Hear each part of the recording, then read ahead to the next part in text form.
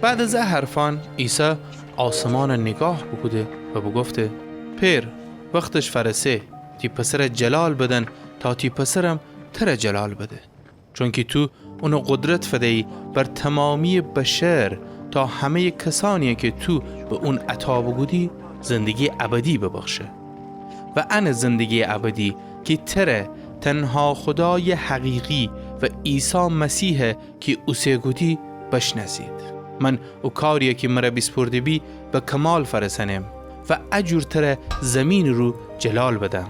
پس الان ای پیر تونم مرا در حضور خودت جلال بدن، همان جلالی که قبل از دنیا تی ورجه داشتیم. من تی نام به اوشنی که از دنیا مرا ببخشی آشکار کدم تیشیم بید و تو اوشن مرا ببخشی و تی کلام بدشت دی. الان بفهمستی که هر چی که مرا ببخشی حقیقتاً از طرف تویه، چون که او کلامی که مرا بسپردی اوشن بسپردم و اوشن اونا قبول بگودیدی و یقین بدانستیدی که از طرف تو بمو و ایمان باوردیدی که تو مرا اوسیه کدی. می درخواست اوشن وستیه، من نه دنیا وستی بلکه اوشن وستی تقاضا کنم که تو مرا ببخشی، چون که تیشینیدی. هر اون چی که به من تعلق داره تیشینه و هر اون چی که به تو تعلق داره میشینه و در اوشن جلال پیدا بگودم. بیشتر از ان دنیا میان نیسم، اما اوشن هنوز در دنیای سیدی. من تی ورجه ایم ای پیر قدوس تی نام مرا ببخشی. اوشن به قدرت تی نام حفظ بکن تا ایتا بید حتی که امن ایسیم.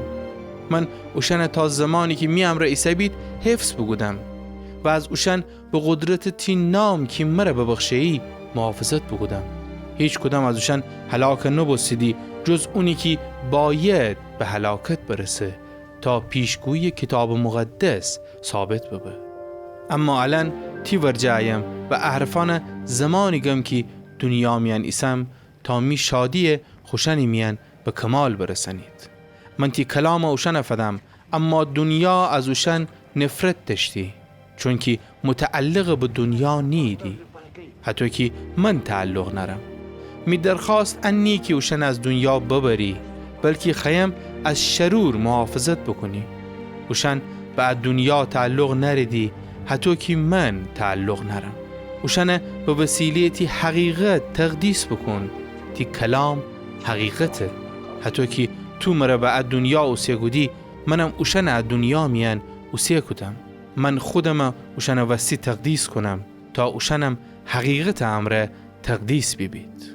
می درخواست فقط اوشن رنیه بلکه برای کسانی که توسط اوشن پیغام به من ایمان آوریدی تا همه ایتا ببید حتی که تو ای پیر در منی و من در تو. طوری بکن که اوشنم در امن ببید تا دنیا ایمان باوره که تو مرا اوسیه بودی و من جلالیه که مرا ببخشی اوشن ببخشم تا ایتا ببید حتی که امن ایتای. من در اوشن و تو در من. طوری بکن که اوشنم کاملا ایتا ببید تا دنیا بدنه که تو مرا اوسیه گودی و اوشن هوتوی دوست داشتی که مرا دوست داشتی.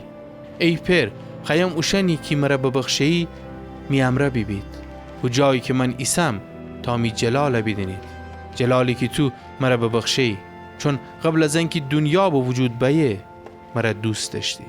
ای پیر عادل دنیا تر نشناسه اما من تر شناسم و اوشن دنیدی که تو مرا اوسیه گودی.